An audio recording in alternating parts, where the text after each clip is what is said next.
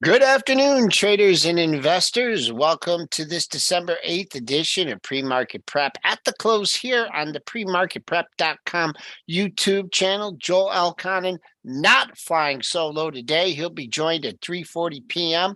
by Rob Friesen of Stock Odds, and he's going to talk about some setups in the oil patch. Let's run down the commodities and futures here. Move on to a couple stocks that are on the move today. Then we'll bring Rob in at 3:40 and perhaps enough time to get to issues of your choice. Currently trading up 27 handles at 39.64. A little dip off the open. Couldn't quite get to that closing price at 36.75 and kind of hanging out near the highs of the session. So good day, but not a great day in the market. The buck in the retreat mode down 29 cents at 104.76. TLT giving a little back here, down 56 cents at 108.91. Crude in the red, big old moving. Crude up 75.44. Good setup for the oil trades while that was trading at the high of the session. It's actually $4 off that current high. We have gold. Gold is trading in the green by $2, trying to make that 1800 support instead of resistance.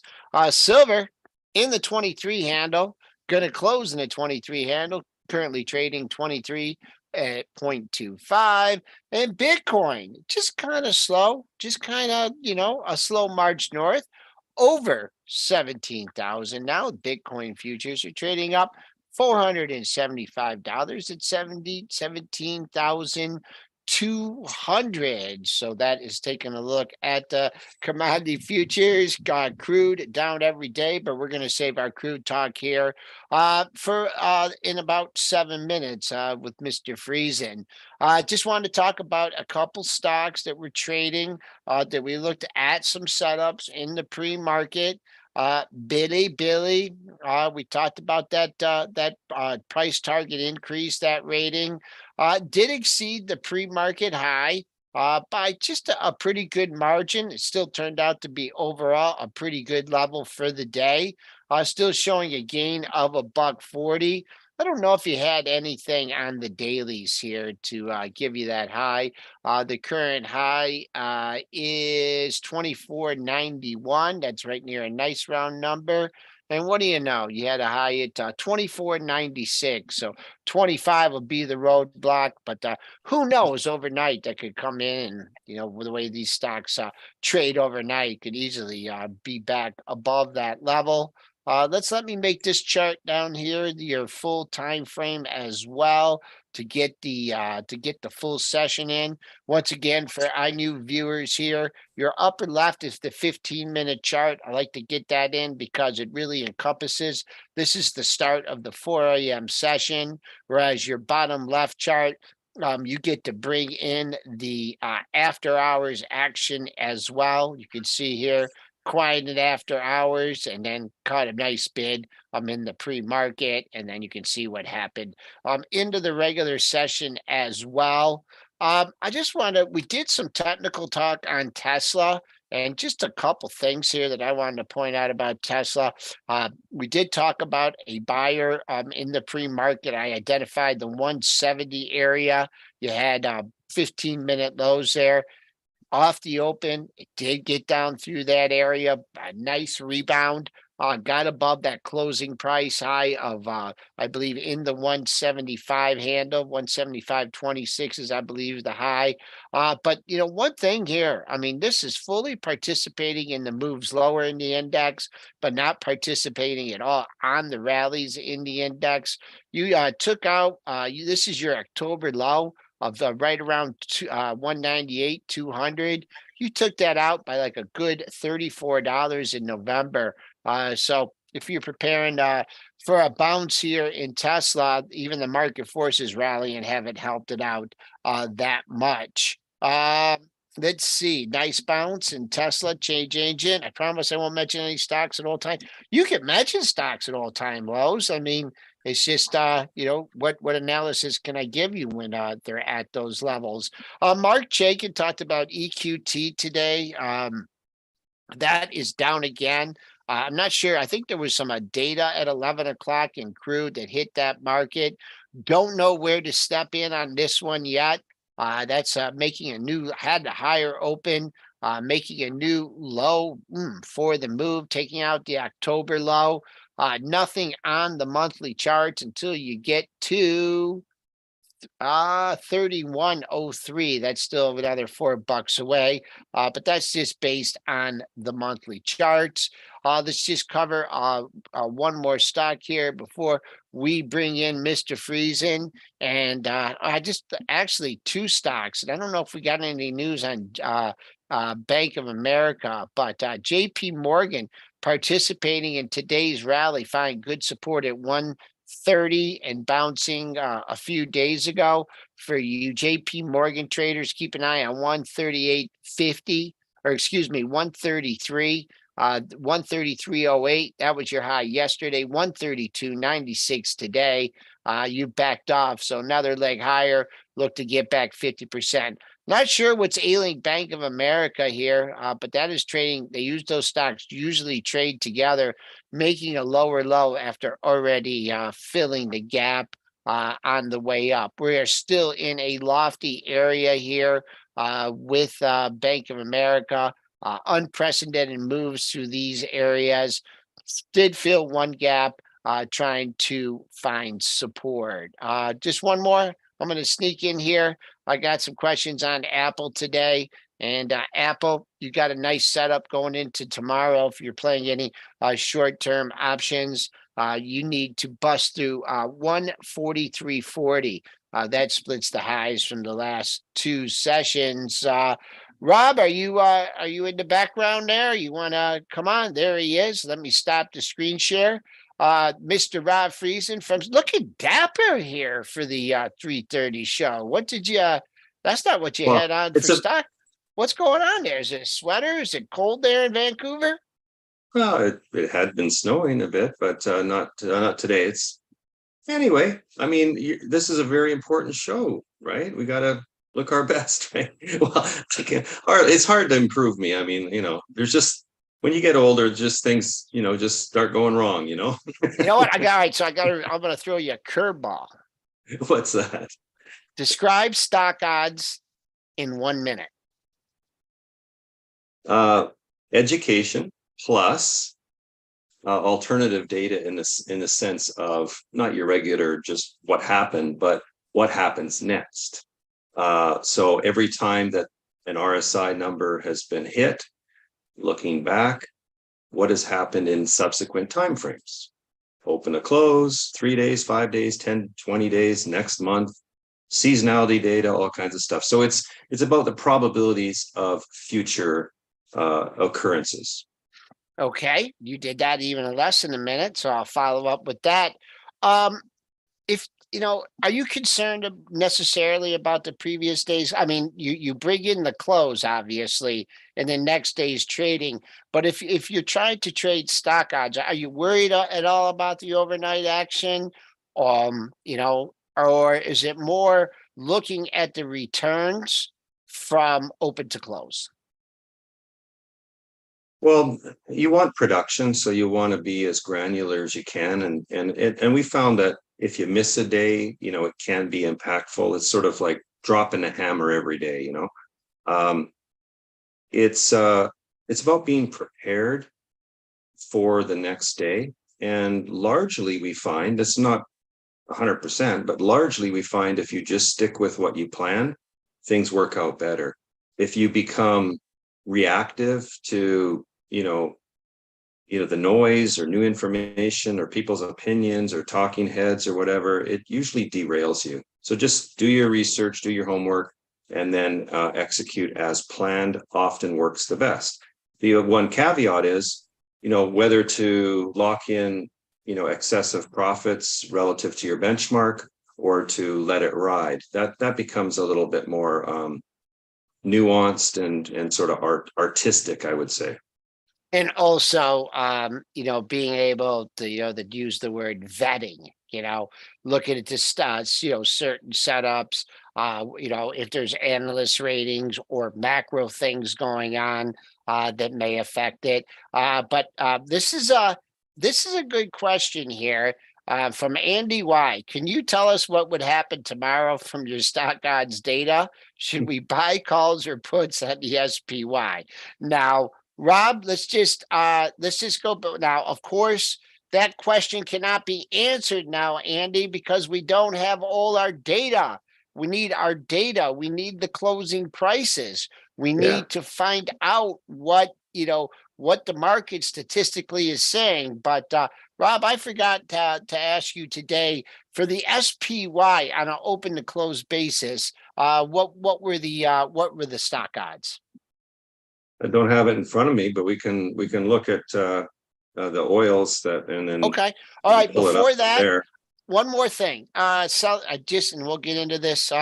We talked about imbalances a little bit this morning. EKS is talking about 546 million MOC to sell.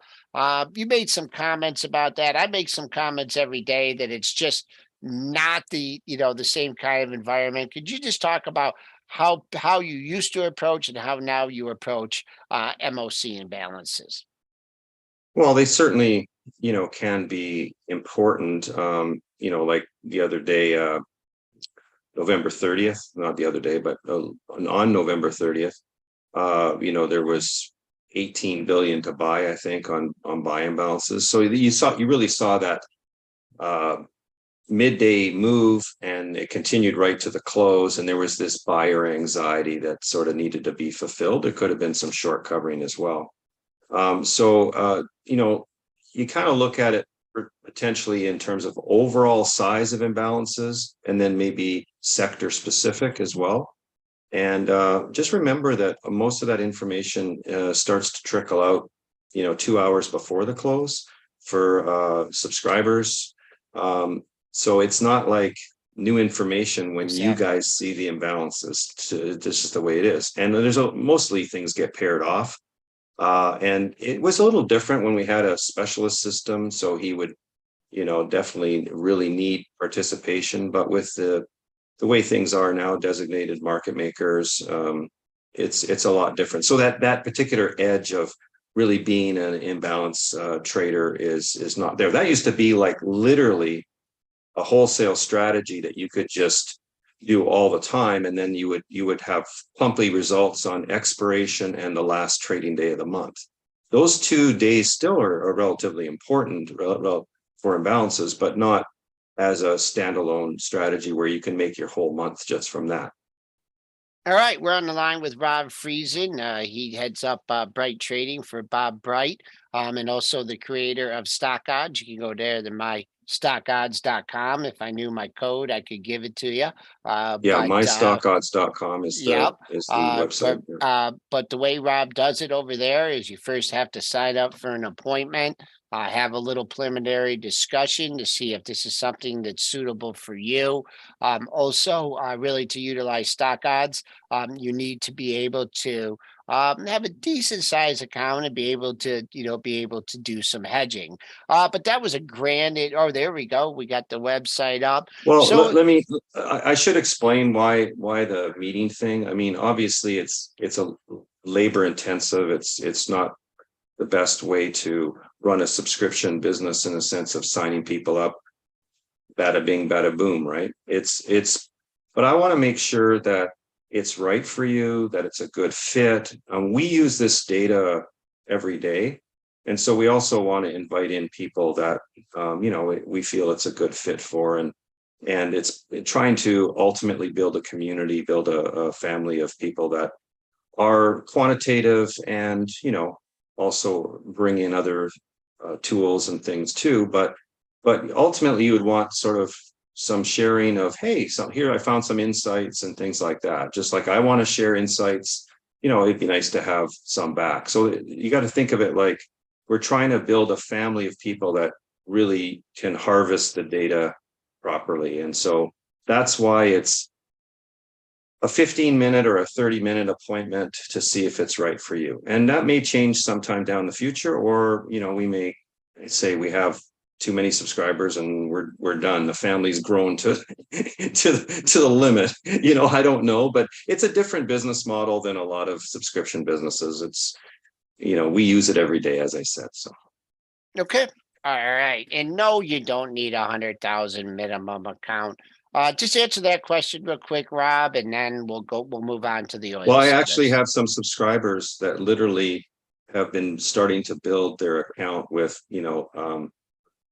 less than 10,000 even, but it's going to be a little bit harder for you if you're subject to pattern day trader rule and things like Mhm. that. So, there's obviously challenges with low money accounts, but it's not that it's impossible. It's just you have to say, what can you do? How are you restricted? And work within that, right? Work within your own limitations. But let's go to I just want to say that sounds like a segment. How to trade stock odds with 10K. How about that for a special? All right, so if you were a stock odds subscriber and you were looking at the oils today, maybe gotten beaten up the last couple days, what kind of information would you've gotten from stock odds? You got the screen there, so I'll shut up and take it away. no, please, I might address some of the technicals with you on this, but so this was the top 10 list. We started out kind of in March with 10 longs against, you could hedge with SPY and things like that. I mean, that was just because we had a lot of requests to say, hey, I really want to do this in my self-directed IRA, or I want to, just focus on things that I want to go long, including inverse ETFs. I don't really want to have to get a locate or short stuff. I just want to do things from the long perspective. Then we added in September, we added sort of 10 longs and 10 shorts. Now, bear in mind that professional traders and us that have been in the business a long time, we have lots of longs and lots of shorts, but we're trying to create a sample that maybe you can kind of latch onto and you can see the value of it for yourself. So this was last night's, again, this was curated last night for today. No knowledge of what would occur today. We don't have the news. Even the futures, overnight can change dramatically. So you don't really know. But these are the longs in green here. These are the shorts. And obviously my concern from a perspective of what did the algorithm publish, my concern would be how many oil stocks we have. So, but again, it's not vetted, and it's up to a subscriber to say, I want to either do the longs and have a hedge standing by, or I want to do the shorts and have a hedge standing by, or I want to go into APA and short it against XLE, or XLE against that, or buy it against it. Whatever version of this you want to do, all it is statistics that have been curated to say, here's some stocks that have odds for being favorable today, and here's some that should underperform today. And really, this whole business about long short trading is about relative performance. So that change, that difference between your long dollars at work and your short dollars at work. And you want the best bang for your buck. You want the best return. So again, there was 6 oil stocks which we're going to look at today. And if I was to say something regarding how have people that have been in the business all these years made money consistently through all kinds of markets? What is one thing that has been common to them besides being hedged or knowing how to hedge and stuff like that? And it's how to exploit premium or discount going back to October 13th, CPI numbers gapping down, knowing that that is a favorable buy opportunity, having a hedge standing by, but probably already knowing from experience that on deep discounts like that, rarely do you hedge right away. Knowing that when things move, like on November 30th, and everybody's like panic that they're going to miss out on the future. You tend to be a little bit cynical, a little bit skeptical, and looking for the retracements and things like that from the premium and from the discount. Friday we opened down and rallied again. Just, it's those kind of, your earnings don't tend to be evenly distributed. They tend to clump, but you have to use this premium discount concept. Mean reversion and having the hedging ability really helps you. So what happened today, and what we should look at is, where did those numbers come from? They came from this web screener, which you can have access to, or even take it further and use the API. But the web screener, curated it for December 7th, after the markets closed, or data's updated a couple hours later. And then it produces, these odds and average performance. So it came from here. This is one screen. It's %B, which is proximity to the Bollinger Bands, which is essentially standard deviation concept. And so plenty of events on these stocks, and subsequent behavior was expected to be moving down today from the open to the close. We're going back 2,000 days, so a real good sample of look back.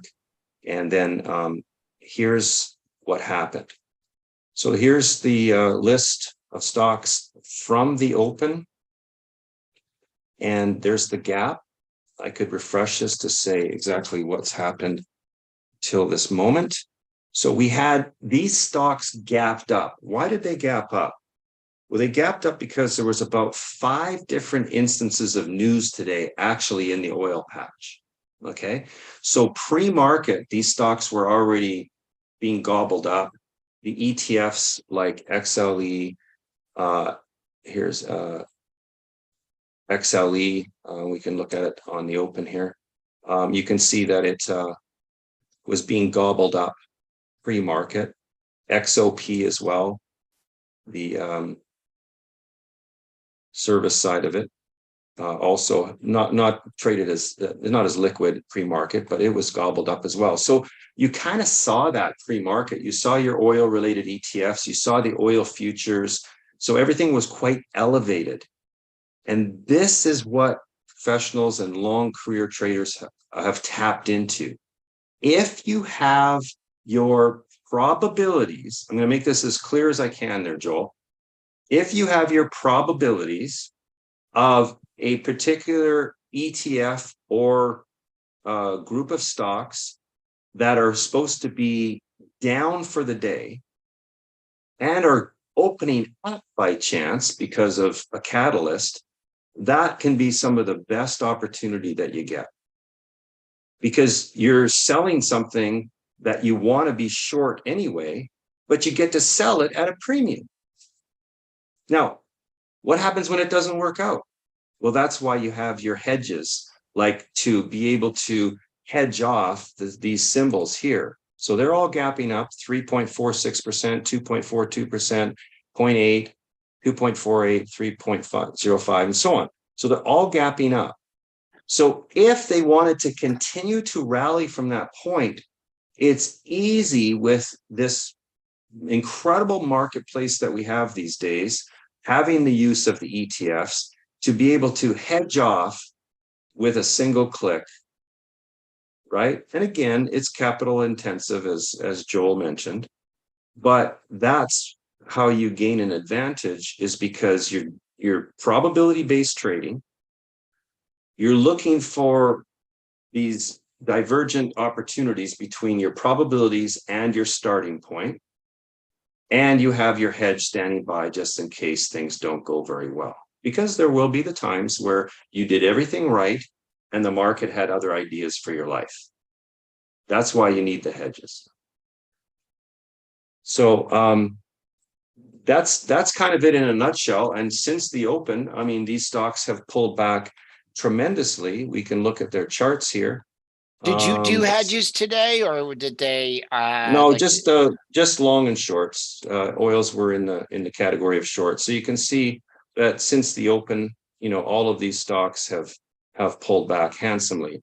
So there is a bigger picture going on besides the news catalyst today, and that is just, there's a wholesale attack still globally on fossil fuels. It's a global problem of trying to protect the environment or whatever.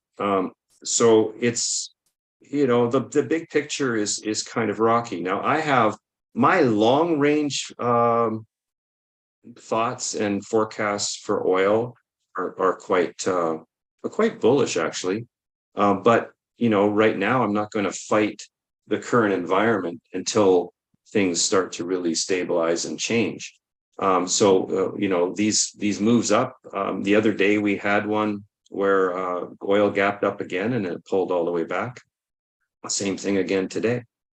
So I just want to really emphasize the way that you view things is having your probabilities aligned, knowing that they're only probabilities, that there's no guarantee, having your hedges that you can use because they're already well thought out, they are related, they are correlated, there's a persistence of correlation in those hedges, and also treating it a little bit like a shotgun. You don't know that every single symbol you pick is going to work out, but on average you look at it from the perspective of a basket approach, kind of like going back to the screener and going, what is the average? The last performance, the odds are under 50 on an average. The average performance is negative. The Sharpe is negative. So the list that we have, if I had only picked one stock, I might have got it wrong. As it was, they're all working out. But the thing is, on any given day, look at it like a basket approach, a shotgun. You're much easier to, if you're a duck hunter, you're much easier to hit the duck with a shotgun than you are with a single bullet, right? So it's that type of approach when you're trading as well. And I'm not endorsing duck hunters or anything, but I'm just saying. Okay. All right, Rob, we're pressing up here against the close. Thank you for that tutorial. Rob and I, every day at 10:30 a.m. right here on this channel, do the same thing, discuss the setups, and we're going to be setting some more intraday time to go over this. Rob's out on the West Coast, so we can also work out some different times to be airing this information. So, Rob, thank you. Thank you very much. Do your homework for tomorrow, or let Stock Odds do your homework for you. We're going to wrap it up for today. Sorry to get to do some extended ticker time. We're going all just about up 30 handles at 39.6675. 10 handles off that high of the session. 4-day losing streak is over, folks. So that's the good news. Thanks for joining me here on PreMarketPrep.com. Back with you guys very early. Well, not real early, but 8 a.m. Pre-market prep. Don't miss it.